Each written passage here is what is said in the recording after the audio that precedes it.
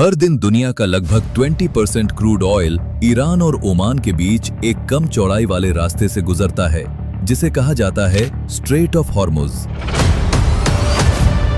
Straight of Hormuz Donald Trump के गले की फांस बन गया है कि जो अमेरिका खुद को सर्वशक्तिशाली कहता है, वो एक इतना अहम गलियारा नहीं खुलवा पा रहा है। स्ट्रेट ऑफ हॉर्मुज की बात है तो वहां भारत के 22 जहाज फंसे हुए हैं। Ask the chairman of the Joint Chiefs why they can't just immediately reopen the Strait of Hormuz. It's one of the many countries hoping the U.S. can reopen the nearby Strait of Hormuz. अपने सबसे छोटे point पर ये रास्ता सिर्फ 21 मील चौड़ा है, लेकिन असली शिपिंग लेन और भी छोटी हैं। दोनों तरफ सिर्फ 2-2 मील है, लेकिन ये दुनिया का सबसे इम्पोर्टेंट सी ऑयल रूट है। ये इंडिया के लिए बहुत इम्पोर्टेंट है, बिकॉज इंडिया अपना 60% ऑयल इसी रूट से मंगाता है। इस छोटे से रास्ते से हर दिन 10 मिलियन बैरल ऑयल निकलता है। इसका मतलब है कि अगर स्ट्रेट ऑफ हॉर्मुज में कुछ भी रुकावट या प्रॉब्लम्स आती हैं, तो इसका असर पूरी दुनिया की इकोनॉमी पर पड़ता है।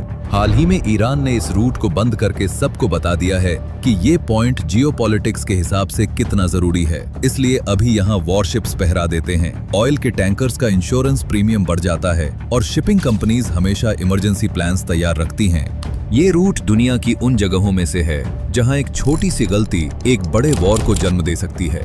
स्ट्रेट ऑफ हॉर्मुज पूरी तरह बंद नहीं है, लेकिन बंद होने का डर ही ग्लोबल एनर्जी मार्केट में तबाही फैलाने के लिए काफी है। ये तबाही सिर्फ ट्रेडिंग या स्टॉक मार्केट में नहीं होने वाली, बल्कि इस रीजन में रुकावट या प्रॉब्लम का मतलब है क्रूड ऑयल की बढ़ती प्राइसेस, ट्रांसपोर्टेशन का खर्चा और न्यूयॉर्क से टोक्यो तक दुकान में मिलने वाली हर चीज का महंगा होना। इस वीडियो में हम यही जानेंगे कि क्या रीजंस हैं कि इसका कोई ऑल्टरनेटिव रूट है ही नहीं और ना ही कभी बन सकता है। अब क्वेश्चन ये है कि क्या हो अगर शिप्स को स्ट्रेट ऑफ हॉर्मुज के रास्ते से गुजारना ही ना पड़े। दरअसल कई सालों से इंजीनियर्स और वेस्टर्न कंट्रीज इस प्रॉब्लम को सॉल्व करने के लिए एक आइडिया पर रिसर्च कर रहे हैं कि ओमान के मुसंदम पेनिनसुला के पहाड़ों को काटकर एक बड़ी कनाल बनाई जाए ताकि स्ट्रेट को बाईपास किया जा सके। लेकिन जितना आसान ये दिखता है उतना है नहीं, बिल्कुल इम्पॉसिबल सा है। इस कनाल आइडिया को समझने के लिए आपको सबसे पहले इसकी जियोपॉलिटिक्स को समझना होगा। फारस की खाड़ी के बारे में सोचना होगा। पर्शियन गल्फ दुनिया के सबसे बड़े ऑयल प्रोड्यूसर्स कंट्रीज हैं। सऊदी अरब, इराक, कुवैत, कतर और यूएई, इन सभी देशों के टैंकर्स को एक ही रास्ते से निकालना पड़ता है, स्ट्रेट ऑफ हॉर्मुज। रोजाना 20 मिलियन बैरल ऑयल यहाँ से निकलता है, जो दुनिया के पूरे कंजम्पशन का लगभग 1/5 पार्ट है। दुनिया में बहुत कम ऐसे रूट हैं जो इतने इंपॉर्टेंट हैं। कुछ देशों ने इस रूट पर अपनी डिपेंडेंसी कम करने की कोशिश भी की है, जैसे सऊदी अरब ने ऑयल ले जाने वाली पाइपलाइंस बनाई हैं जो सीधे सऊदी से रेड सी पर पोर्ट्स तक ऑयल पहुंचाती हैं। वैसी ही यूएई ने भी एक पाइपलाइन बनाई है जो उसके ऑयल को सीधे फुजिराह पोर्ट से जोड़ती है।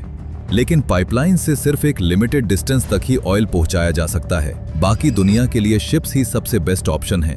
इसका मतलब ये है कि मैक्सिमम कंट्रीज अभी भी इस छोटे रूट पर डिपेंडेंट है। अब मैप को देखो। ओमान के नॉर्दर्न एंड पर मुसंडम पेनिनसुला की बड़ी बड़ी पहाड़ियां है। ये स्ट्रेट ऑफ हॉर्मुज में एक चट्टान की तरह निकला हुआ है।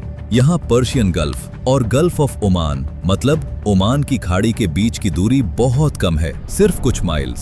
तो इंजीनियर्स का ये प्लान था कि क्यों ना यहाँ से एक कनाल खोदी जाए जहाँ से जहाज इस कनाल से सीधे निकल जाएंगे और उन्हें इस हॉर्मुज वाले रास्ते से भी नहीं गुजरना पड़ेगा। अब मैप पर तो ये आइडिया बहुत तगड़ा लगता है, लेकिन जमीन पर ये प्लान बिल्कुल इम्पॉसिबल है। मुसंडम पेनिनसुला कोई फ्लैट रेगिस्तान नहीं है जो आसानी से कट जाएंगे। ये 1000 माउंटेन्स का हिस्सा है जो मिडिल ईस्ट के सबसे शार्प और सबसे बड़े पहाड़ हैं। यहाँ की चोटियां सी लेवल से 2000 मीटर से भी ऊपर हैं। मतलब कैनाल बनाने के सिर्फ मिट्टी नहीं खोदनी होगी, बल्कि पूरे पहाड़ों को काटना पड़ेगा, जो ऑलमोस्ट इम्पॉसिबल है। और आजकल के ऑयल टैंकर्स VLCCs दुनिया के सबसे बड़े जहाज होते हैं। उनके लिए चैनल को बहुत डीप और चौड़ा बनाना होगा, जिसमें लाखों टन चट्टान को ब्लास्ट करके हटाना पड़ेगा, जिसका खर्चा लगभग $100 बिलियन से भी ज्यादा हो सकता है।